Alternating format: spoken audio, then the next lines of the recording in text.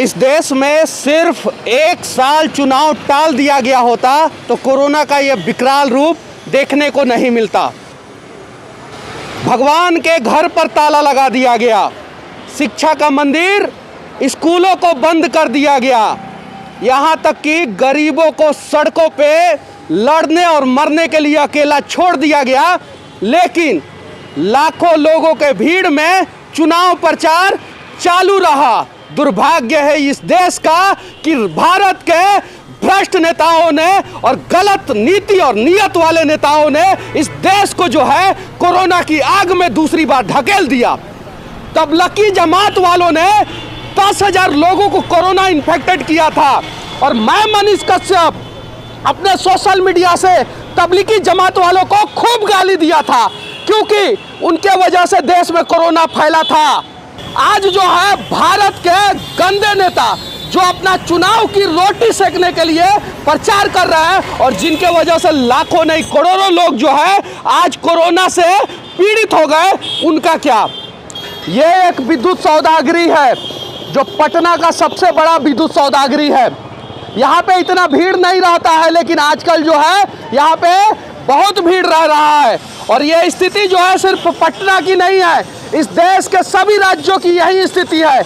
और कोरोना का second wave क्यों आया मैं बता रहा हूँ।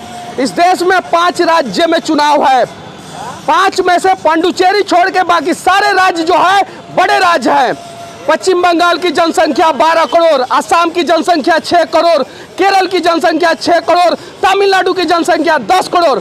इस देश का लगभग 25% लोग जो है इन राज्यों से प्रत्यक्ष और अप्रत्यक्ष रूप से जुड़े हैं।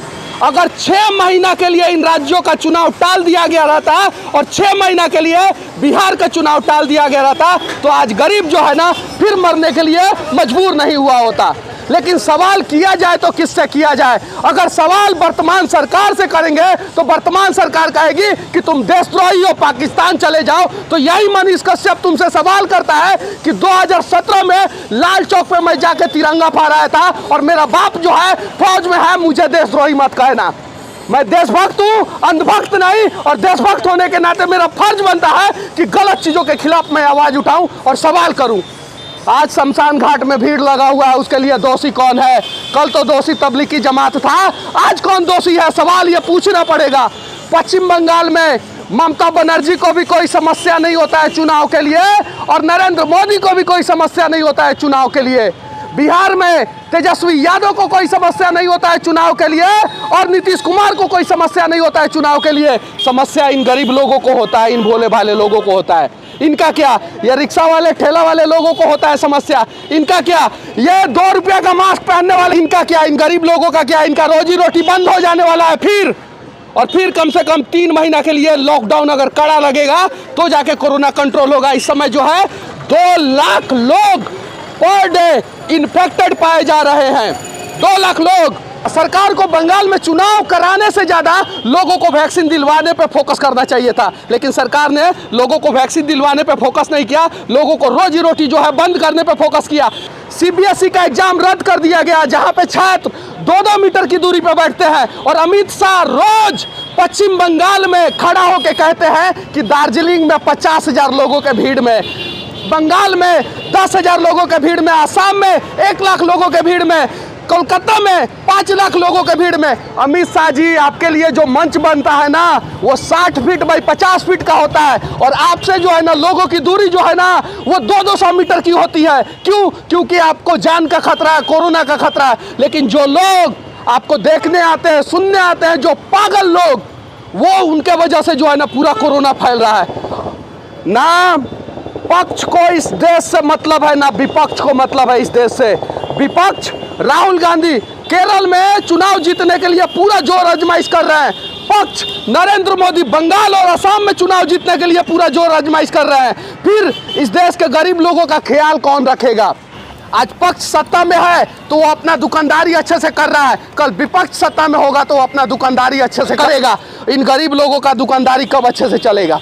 सवाल ये है। और यहाँ आप देख सकते हैं इतना धुआं कभी नहीं उठता है। आप देखिए ये पीछे जो है ना, ये विद्युत सौदागरी है और यहाँ पे अब लाइन लगाना पड़ रहा है। और कोरोना एक ऐसी भयानक बीमारी है ना कि अभी मैंने देखा यहाँ पे एक एम्बुलेंस से एक लाश आया जिसको उठाने वाला कोई नहीं था, सिर्फ और सिर्फ जो है 2 गार्ड यहीं के थे जो उठा के अंदर लेके गए हैं। और कोरोना डेंजर हो चुका है, बहुत डेंजर। इससे डरने की जरूरत नहीं है और ना ही मैं आप लोगों को डरा रहा हूं। इससे बचने की जरूरत है, इससे सुरक्षित रहने की जरूरत है। इन नेताओं के चंगुल में फंसने की जरूरत नहीं है। आप वोट दे ना दे, देश बर्बाद नहीं होने वाला है, लेकिन कोरोना अगर विकराल रूप ले लेगा ना तो देश बर्बाद हो जाएगा। तो वोट से ज्यादा जो है ना देश की चिंता करें और वोट देने से ज्यादा जो है ना देश वालों की चिंता करें। और गलत कहीं भी हो, अगर आप अपने आप को देशभक्त समझते हैं तो सवाल करना सीखें। और सवाल कभी भी सत्ताधारी पार्टियों से होता है, विपक्ष के लोगों से नहीं। अगर विपक्ष इतना काबिल होता, राहुल गांधी अगर काबिल होते तो आज जो है चुनाव हारे नहीं होते। सच्चाई है। ये देखिए इन लोगों को डर भी नहीं है, इन्हें पता भी नहीं है। इसका बहुत सारा कारण हो सकता है। कोरोना कितना खतरनाक बीमारी है इन्हें नहीं पता है, पहला चीज हो सकता है। दूसरा चीज इनके पास पैसा नहीं हो सकता है मास्क खरीदने का। तीसरा चीज इनको पता भी नहीं है कि अभी 2 लाख लोग जो है कोरोना से इन्फेक्टेड हो रहे हैं। फिर से कहना चाहता हूं, इस वीडियो का कहीं भी मकसद नहीं है कि देश के लोग डरे। मैं इस वीडियो को बनाया इसलिए हूं कि देश के लोगों के अंदर हिम्मत और हौसला है और इन राजनीतिक पार्टियों के चंगुल में ना फंस के कोरोना से लड़ने की व्यवस्था किया जाए। और देश के प्रधानमंत्री नरेंद्र मोदी, मैं आपसे इसलिए कह रहा हूं कि आप शीर्ष गद्दी में बैठे हैं। राहुल गांधी से यह बात नहीं कह सकता हूं चूंकि वो पप्पू है और वो विपक्ष में है। चुनाव प्रचार पे ध्यान देना बंद करें और गरीब लोगों को वैक्सीन दिलाना शुरू करें। वो भी वैक्सीन जो काबिल वैक्सीन हो, वैसा वैक्सीन नहीं जो वैक्सीन देने के बाद 4 दिन बाद जो है लोग इन्फेक्टेड हो जा रहे हैं कोरोना से। इस प्रकार से व्यवस्था किया जाए और देश के सभी लोग सुरक्षित रहें, मास्क लगाएं, सोशल डिस्टेंसिंग का ख्याल रखें और ज़रूरत हो तभी घर से बाहर निकले, क्योंकि कोरोना ने विकराल रूप ले लिया है। और इस देश के प्रधानमंत्री को ये बात पता था कि जब सेकेंड वेव आएगा कोरोना का तो फर्स्ट वेव से ज़्यादा डेंजर होगा। फर्स्ट वेव में एक दिन में 1 लाख लोग इन्फेक्टेड होते थे, लेकिन सेकेंड वेव में 2 लाख लोग इन्फेक्टेड होना शुरू हो गए हैं। और ये सेकेंड वेव इसलिए आया है क्योंकि पश्चिम बंगाल, असम, तमिलनाडु, पांडुचेरी और केरल में चुनाव है और यहाँ पे उस राज्य से लोगों को भेजा गया जहाँ पे भाजपा और अदर पार्टियों के कार्यकर्ता हैं। जैसे बिहार से लोगों को भेजा गया बंगाल में चुनाव प्रचार करने के लिए, उत्तर प्रदेश से लोगों को भेजा गया केरल और असम में चुनाव प्रचार करने के लिए, महाराष्ट्र से, एमपी से, राजस्थान से लोगों को भेजा गया और इसलिए सेकेंड वेव जो है डेंजर हुआ है।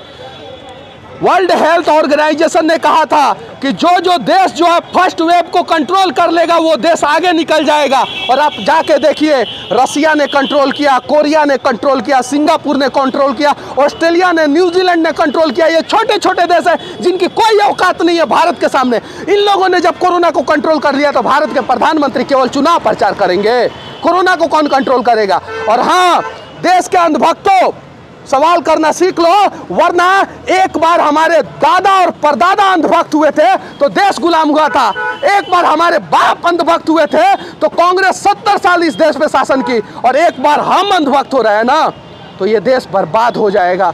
सड़कों पे जो है मरने के अलावा हमारे पास कोई ऑप्शन नहीं रहेगा। ये पटना का सबसे बड़ा सौदागरी है और इसका धुआं बता रहा है कि आज यहाँ पे लाशों को भी लाइन लगाना पड़ रहा है। और इसकी स्थिति बता रही है कि कोरोना पूरा विकराल रूप ले चुका है। इसीलिए कोरोना के साथ मजाक ना करें, घर से तभी बाहर निकले जब ज़रूरत हो, मास्क हमेशा लगाने की कोशिश करें, सैनिटाइजर का इस्तेमाल करें और जितना भी काम हो सके घर से ही करने की कोशिश करें। स्थिति बहुत भयानक है, सरकार के कंट्रोल से बाहर होने वाला है ये स्थिति। डराने की कोशिश नहीं कर रहा हूँ, बस समझाने की कोशिश कर रहा हूँ, क्योंकि समझना है हमें, डरना नहीं है। अगर हम समझ जाएंगे तो कोरोना पे काबू हमारा राज्य और हमारा देश पालेगा। अगर हम नहीं समझेंगे तो इस देश के नेताओं की औकात नहीं है कि वो कोरोना पे काबू पाले, क्योंकि इस देश के नेताओं की सिर्फ इतनी औकात है कि देश जाए भाड़ में, चुनाव प्रचार करना भी जरूरी है। सच तक के लिए मैं मनीष कश्यप, जय हिंद।